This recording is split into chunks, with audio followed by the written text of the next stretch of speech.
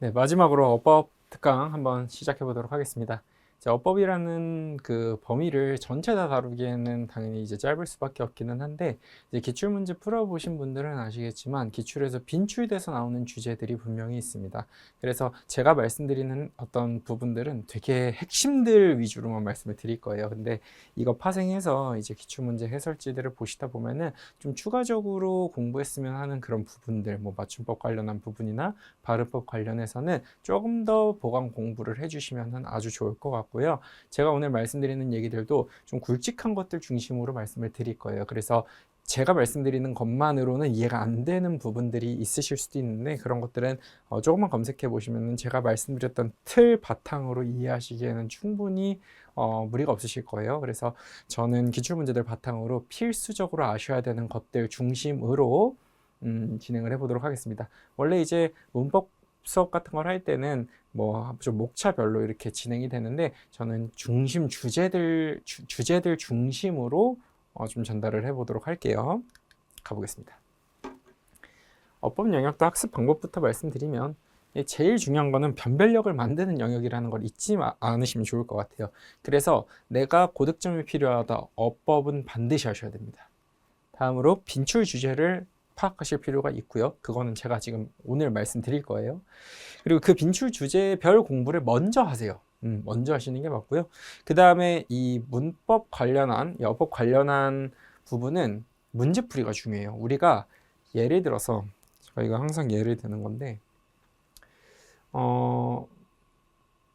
이렇게 한번 해볼게요. 그러니까 관형사, 그리고 형용사, 이렇게 있어요. 근데 이 둘을 각각 배웁니다. 관형사에 대해서 쭉 배워요. 그 다음에 형용사에 대해서 쭉 배워요. 근데 우리가 이걸 각각을 그래서 복습을 할 때는 관형사 이거구나 알 것 같아. 형용사 이거구나 알 것 같아요. 그런데 막상 문제를 풀면 좀 틀립니다. 왜냐면 요거를 개념적으로 공부하는 거랑 문제랑 조금 달라요. 어떤 부분에서 다르냐면, 이 개념을 아는 걸 넘어서 뭘 하셔야 되냐면, 여기서 문제화가 되는 출제 포인트가 무엇이냐. 출제 포인트. 그러니까 얘 둘을 좀 엮어서 낸다. KBS에서 지금 그런다를 넘어서서 그냥 이거를 그러면 나 어떻게 구분할 건데 이걸 아셔야 되거든요. 딱 용언 개념 나와야 되고 활용 개념 나와야 돼요. 그러니까 용언의 범주에서 얘는 용언이야. 그래서 활용이 돼. 용언이라는 건 이제 뒤에서도 한 번 더 말씀드릴 거예요. 어간, 어미로 구성이 돼서 이게 활용이 돼.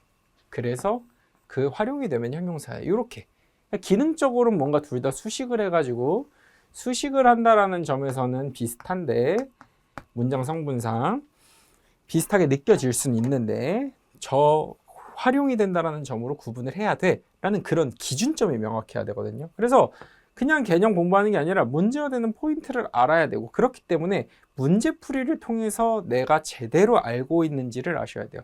대표적으로 이제 KBS로 들어가면 이제 띄어쓰기 같은 경우도 그냥 띄어쓰기에 대해서 많이 아시면 좋죠. 그런데 KBS 한국어에서 띄어쓰기 관련한 주제는 뭐로 많이 나오냐면 의존명사 관련한 게 많이 나와요. 물론 이거는 KBS만이 아니어도 띄어쓰기 하면 의존명사 많이 나오고요. 그 다음에 보조영언 띄어쓰기 관련한 거 좀 나와요. 그러니까 이런 그 빈출 주제를 좀 아실 필요가 있어요. 그리고 저거 관련한 되게 뚜렷한 포인트가 있어요. 제가 공부할 때 옛날에 이런 것처럼 그 영어 문법 공부할 때 저를 이제 가르쳐 주셨던 선생님이 그런 얘기를 했거든요. 문법은 문제를 많이 풀어봐야 된다, 이렇게 얘기를 많이 하시는 거예요. 그래서 일단은 개념 공부를 먼저 하고 할게요, 이렇게 말씀을 드렸는데, 개념 공부를 할 때 그 개념서에 있는 거는 다 알겠어. 근데도 안 되는 거예요. 뭐 대시랑 대 용법 다 알겠어. 그 다음에 뭐 와세 용법 알겠어. 근데 시험에서는 결국에 얘를 어떻게 구분할 거야? 우리는 객관식 푸는 거기 때문에 그 구분 포인트를 명확하게 내가 짚어낼 수 있어야 돼 라는 그거를 되게 나중에 깨달았어요. 바보 같게도. 그래서 이 어법 국어 공부도 마찬가지예요. 국어 어법을 공부할 때도 문제를 많이 풀다 보면은 어떤 주제랑 어떤 주제가 헷갈리는지를, 그러니까 어떤 주제랑 어떤 주제랑 엮여서 문제가 되는지를 쉽게 파악할 수가 있거든요. 그래서 어느 정도 어법을 좀 그래도 기억이 난다 하시는 분들은 그냥 문제풀이 많이 해보시면서 오히려 역으로 거꾸로 문제풀이에서 모르는 거를 좀 더 추가해가지고 공부를 하거나 그런 식으로 공부하는 거 되게 효율적일 수 있어요. 그냥 문법을 A부터 Z까지 쭉 훑는 것보다는. 제가 뭐 수능 가르칠 때는 문법은 기본적으로 A부터 Z까지는 먼저 한번 뚫고 그 다음에 문제풀이를 넘어가는 게 좋아라고 보통 이제 말을 하는데, KBS 한국어 같은 경우에는 문제를 통해서 거꾸로 좀 공부해 나가시는 것도 효율적인 학습 방법일 수 있습니다. 자, 주제는 물론 한글 맞춤법, 표준 발음법 저런 거 안에서도 더 세분화가 많이 되겠죠. 그게 더 뭐 이제 저렇게만 쓰기에는 되게 그러니까 너무 포괄적일 수 있는데, 어쨌든 맞춤법 관련한 거 나오고 사이시옷, 특정 테마 하나로 나올 가능성이 높고요. 물론 사이시옷 이렇게 대놓고 나오기보다는 이제 발음 관련해서 쭉 나오면서 사이시옷이 좀 출제 의도로 나오는 경우들이 있다고요. 띄어쓰기, 문장보, 표준어, 방언, 이거는 약간 어휘 문제예요. 어휘 문제. 그래서 이제 어법이잖아요. 그래서 그 우리가 이제 말을 쓰는 그런 과정에서 나오는 저런 어휘 같은 것도 여기서 다 나오는 거예요. 근데 표준어, 방언은 어휘 공부하듯이 암기하시는 게 더 편합니다. 그리고 뭐 발음법, 표준 발음법, 발음 관련한 것도 많이 나오고요. 외래어 표기, 로마자 표기, 이거는 단일 문항으로 꼭 나오는 주제입니다. 그리고 어법에 맞는 표현 고르기는 그냥 문장 5개를 주고서 그 문장에서 어색한 문장, 그러니까 좀 틀린, 어법상 맞지 않는 문장을 고르시오 해가지고 사실 좀 어렵게 느껴질 수도 있어요. 그러니까 문장 전체를 이렇게 딱 1번, 2번 이렇게 쭉 있고 그냥 문장 전체를 보고서 내가 여기서 이게 어디가 틀렸을지를 생각해 보는 거, 이런 건데 우리 뇌가 그냥 좀 어색한 것들은 다 뭐라고 하죠? 뇌가 알아서 좀 수정해서 인식을 잘해요. 우리 핸드폰 있잖아요. 제가 지금 어떻게 썼죠? 핸폰 들었었죠. 근데 제가 이거 쓸 때 별로 문제의식 없으시게, 이거 당연히 핸드폰으로 읽으신 분들 계실 거예요. 자, 이렇게 이거를 그냥 우리는 핸드폰으로 인식한다고요. 그러니까 몇 가지 오타들은 그냥 우리 뇌가 원래 익숙한 대로 받아들여요. 그런 것처럼 이것도 읽으면 뭔가 오류가 있어도 잘 읽어요. 우리 뇌가 알아서. 그래서 이게 생각보다는 까다로워요. 1, 2, 3, 4, 5 다 읽었는데 뭐가 틀린지가 잘 안 보이는 그런 문항이야, 이거는. 근데 그래서 이 문항 같은 경우에는 보통 어떤 부분에서 오답이 출제되는지, 출제 의도를 좀 분석하면은 내가 여기서 어떤 걸 주안점으로 의심을 해야 되는지 그 기준을 갖고 보면은 조금 그래도 쉽게 풀립니다. 네. 그래서 한 번 더 말씀드릴 거예요. 다음 높임 표현. 높임 표현이 여기는 그렇게 어렵게는 안 나오는 편이에요. 뭐 보통 학교 다닐 때 내신 이런 걸 생각해 보면은 그거보다는 좀 쉽게 나오고요. 중의적 표현은 그래도 그렇게 어렵지 않고, 번역투 표현도 그렇게 어렵진 않아요. 그냥 번역투 표현은 좀 쉽게 바꿀 수 있는 거 바꾼다, 이런 생각 갖고 푸시면 그래도 좀 수월하시거든요. 그래서 요런 주제가 있다, 요 테마에서 좀 파생해서 공부 가지치기를 해나가시면 좋을 것 같아요. 그래서 요 페이지 제가 분석해 놓은 거니까 좀 체크해 두시고요. 이제 공통적으로 한번 공통 부분부터 하나하나 들어가 볼게요. 암기를 저는 활용을 많이 하시라고 말씀을 드려요. 왜냐하면 우리나라 문법뿐만 아니라 모든 문법이 예외가 너무 많아요. 예외. 근데 그 예외 조항들을 다 외운다? 물론 그러니까 이상적인 풀이는 이럴 수 있어요. 뭐 한글 맞춤편 몇 항 해서 뭐 몇 항 이래가지고 어쩌고저쩌고 원칙이 있어요. 어쩌고저쩌고 원칙이 있고 이렇게 적용이 된다 하고서 보통 이렇게 예시가 써 있어요. 근데 이렇게 보고 이렇게 하면 적용이 다 되죠. 뭐 불규칙 활용해가지고 보면 다 적용이 되지. 근데 시험에서는 여기서도 분명히 예외가 있어요. 그러면 이걸 적용해서 풀려야 되는데 예외가 나와버리면은 적용이 안 되는데 얘가 맞게 쓰이는 거란 말이에요. 그렇죠? 그래서 사실상 이 원칙은 외워두되 예외들이 많기 때문에 저는 그 어휘들 자체 표현에 익숙해지는 것도 되게 중요하다고 봐요. 그러니까 시험 풀 때 이게 무슨 뭐 몇 항에 모여서 이렇게 풀기는 어렵다라는 거죠. 그냥 봤을 때 익숙하냐 안 익숙하냐 이거가 사실은 더 현실적인 것 같아요. 예를 들면 이런 거예요. 이걸 푸는데 혼동어휘 이와 히 형용사에서 파생된 부사는 보통 히를 붙이는 것이 원칙이지만, 자 보세요. 보통 히를 붙이는 게 원칙이지만 실제로는 이로 끝난다. 이거 뭐 어쩌라는 거예요. 그죠? 따라서 규칙을 이해하는 것도 필요하지만 부사형은 어휘처럼 익숙해지게 암기하는 게, 이게 제가 써놓은 팁이거든요. 그러니까 이렇게 돼요. 어떡할 거야? 이렇게 된단 말이죠. 그래서 이건 그냥 사실상 어휘 문제예요. 무슨 원칙을 대입한다라는 느낌보다 저는 어휘처럼 접근하는 게 맞다고 봐요. 반드시, 그리고 반듯하게죠. 어쨌든 깊숙이, 깊숙이, 발음하면 다 맞는 말처럼 보이잖아요. 저런 거 어휘로 접근하는 거예요. 아시겠죠? 그래서 이 조항 가지고 예외 적용, 예시 적용해보고 예외도 보면서 공부하실 때는 예와 예외 자체의 표현에 단어처럼 익숙해지자. 이렇게 공부하세요. 자, 그 다음에 혼동 어휘들은 좀 알아두시는 게 좋아요. 그래서 제가 해설지에도 써놨는데 그냥 좀 한번 쭉 읽어드리려고, 안 읽으시는 분들이 계실까봐. 자, 이런 거예요. 가르치다. 말 그대로 가르치는 거죠. 제가 하는 지금 이런 거. 그럼 가리키다. 이렇게 가리키는 거죠. 예시도 그래서 다 친절하게 제가 적었습니다. 자, 낮다. 감기가 다 낫는 거. 그 다음에 낮은 거이거든. 네.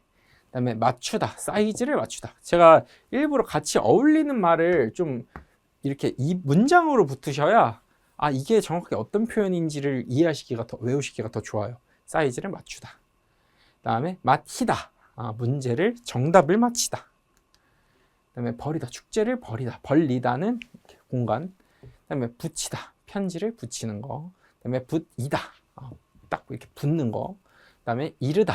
도달하다. 그 다음에 일러주다. 알려주다. 그 다음에 있다는 끊어진 거를 다시 이어주는 거. 그 다음에 존재한다 라는 의미의 있다. 그 다음에 적다는 수량이나 양이고요. 작다는 사이즈가 작은 겁니다. 그 다음에 마음을 졸이다. 이렇게 외우시면 될 것 같고, 졸이다. 양념, 간장에 졸이다. 네. 그 다음에 틀리다. wrong, 다르다. 이건 너무 많이 실수해요. 그러니까 이거는 이렇게 봤을 때 틀리다, 다르다를 모르시는 분들은 없어요. 근데 평상시 말할 때 이거를 정말 많이들 실수하죠. 그러니까 다르다라고 써야 되는 거를 틀리다라고 정말 많이 써요. 네. 이거랑 틀리죠? 이렇게 많이 쓰죠. 근데 사실 좀 뭐라고 할까요? 이거는 의사소통에 큰 문제는 없는데 그래도 기왕이면은 다른 거랑 틀린 거는 구분을 해서 쓰는 게 좋아요. 뭔가 그거를 불편하게 생각하는 사람들도 많거든요. 좀 거슬리는 게 있죠. 아무래도 그런 거 때문에 이런 거는 좀 특히 다르다 틀리다 이 정도는 구분 잘 하시는 게 좋습니다. 아시겠죠? 다른 건 정말 그러니까 둘이 다른 거고, 틀리다는 한쪽이 wrong이에요. wrong. 잘못된 거. 아시겠죠? 자, 사이시옷 얘기할게요. 사이시옷은 그냥 이거 원칙을 외우셔야 돼요. 이거는. 근데 한 번 외우시면 되니까 몇 번 반복하세요. 반복하시면 되는데 이건 꼭 알아두세요. 자, 사이시옷은 일단 합성어에 해당하는 거예요. 파생어. 뭐 접사가 붙는 그런 파생어가 아니라 합성어예요. 근데 한자어 조합에 해당하지는 않아요. 자, 우리말, 한자어, 우리말 다 되는데 한자어랑 한자어가 붙는 거는 안 된다. 이것만 아시면 돼요. 나머지는 다 된다. 근데 문제는 사실 이게 한자어인지 합성어인지 이런 거 분간 자체가 좀 어려워요. 예, 그래서 사이시옷도 예시를 많이 보시는 게 좋습니다. 원칙은 이래요. 한자와 한자어 사이에 사이시옷을 쓰는 근데 6개예요. 얘는 딱 정해져 있기 때문에 얘는 외우시는 거예요. 새빵, 숫자, 횟수, 곳간, 착간, 특간. 이거는 그냥 외우셔야 되는 거예요. 아시겠죠? 요거 꼭 공부하시고요. 자, 요 조건들이 맞아야 되고, 조건이에요. 그 다음에 앞말이 당연히 모음으로 끝나야죠. 앞에 시옷이 붙어 있으면 안 되겠죠. 원래는 붙어 있으면 안 되겠죠. 그러니까 원래 옷이 이렇게 붙어 있으면은 사이시옷 어떻게 넣을 거야? 못 넣잖아요. 그렇죠? 그래서 옷 플러스 소매, 예를 들면 옷 플러스 소매, 뒤에 발음 기준도 있는데 옷 소매해서 사이시옷의 조건 충족해요. 근데 애초에 옷이 들어가 있기 때문에 뭐 시옷을 더 넣을 거야? 아니라는 거죠. 그렇다고 이게 시옷이 원래 사이시옷이 이게 들어간 형태냐? 원래면은 옷 플러스 소매 뭐 이렇게 됐어야겠죠. 그러면은 이게 시옷이 들어간 거야 할 수 있는데 지금 이거는 사이시옷이 들어가 있다고 하기에는 옷이 애초에 합성하기 전부터 옷이 시옷이 들어가 있기 때문에 안 되는 거예요. 이해되시죠? 당연한 얘기입니다. 그다음에 위 조건들 플러스 발음이 중요해요. 키워드 발음이에요. 발음. 저런 발음이 충족이 되고 앞에 이제 모음으로만 끝났다라는 게 받침이 없다는 뜻이죠. 받침이 없으면 이제 시옷을 넣는다. 그게 사이시옷이다라는 건데 된소리가 되는 거예요. 발음상. 그래서 뒷말의 첫 소리가 된소리. 기대값. 그러니까 예시를 좀 생각하세요. 기대값. 그러면 시옷을 넣는 거예요. 잇몸. 니은 이렇게 덧나거나 니은이 덧나거나 혹은 깻잎 해서 니은이 덧나거나 이런 조건을 충족하면 사이시옷이 된다라는 거 아시겠죠? 그래서 요 기준 이거 실수하시면 안 돼요. 원래 들어가 있는 건데 사이시옷을 넣었다 하시면 큰일 납니다.